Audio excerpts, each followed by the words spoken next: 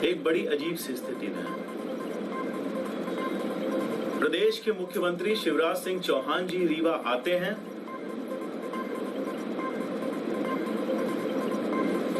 रीवा की 2 बेटियों के साथ दुष्कर्म होता है और एक को मार के फेंक दिया जाता है और एक अस्पताल में बुरी हालत में पड़ी हुई है। भांजियों के मामा के मुंह से एक अक्षर नहीं निकलता है, एक शब्द नहीं बोला उसके बारे में, ना किसी तरह की कोई कार्यवाही की।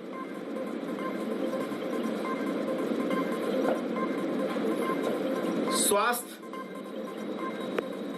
के एक इंस्टीट्यूट को, अस्पताल को खोलने के लिए वो आए थे और वह अस्पताल जिसकी वो बड़ी बखान कर रहे थे, अपना श्रेय लेने का प्रयास कर रहे थे।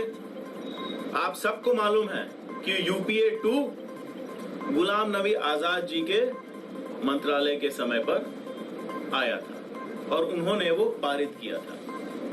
ठीक उसी तरह जिस तरह हमारी नेता आदरणीय सोनिया गांधी जी ने कांग्रेस की जब सरकार थी तो संजय गांधी जैसा अस्पताल लेकर के आई थी।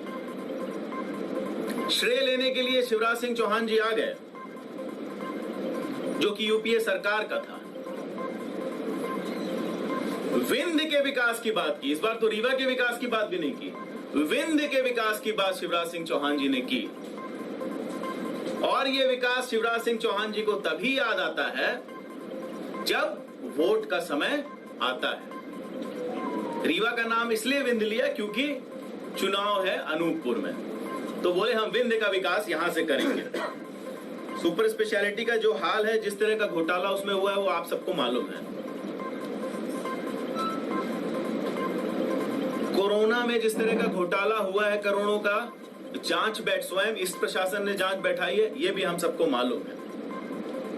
जहां तक विंध्य के विकास की बात करने के लिए आए थे और वोट मांगने उसके नाम पर आए थे, इनके 15 साल के विकास का जो विंध्य का और रीवा का मॉडल है, मैं आपसे स्वयं प्रश्न करता हूं कि रीवा की सबसे मुख्य सड़क का क्या हाल है?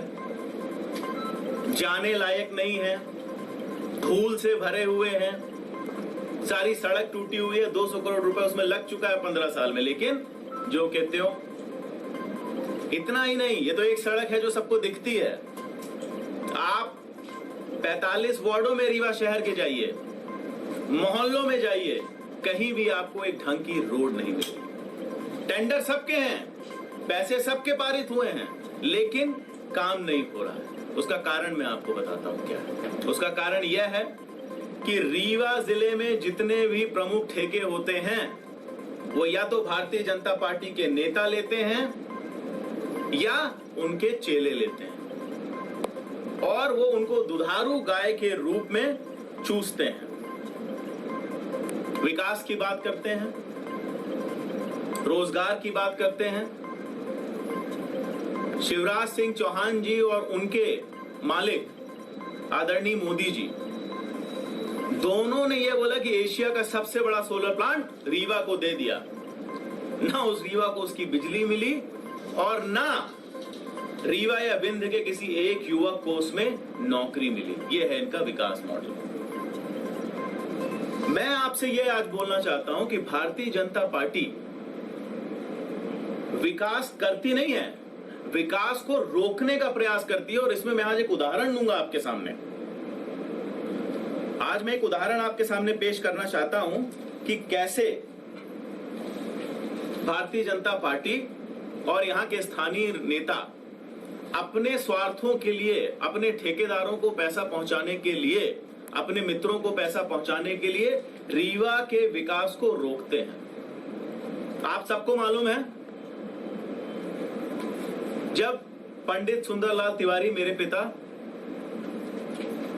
सांसद थे, विपक्ष के सांसद थे, लेकिन लड़ करके रीवा में बाईपास लेकर के आए थे। कांग्रेस की सरकार, भारतीय जनता पार्टी की सरकार थी, लेकिन लड़ करके वो लेके आए थे बाईपास। उस समय हम लोग स्वयं छोटे बच्चे थे, स्कूल में पढ़ते थे।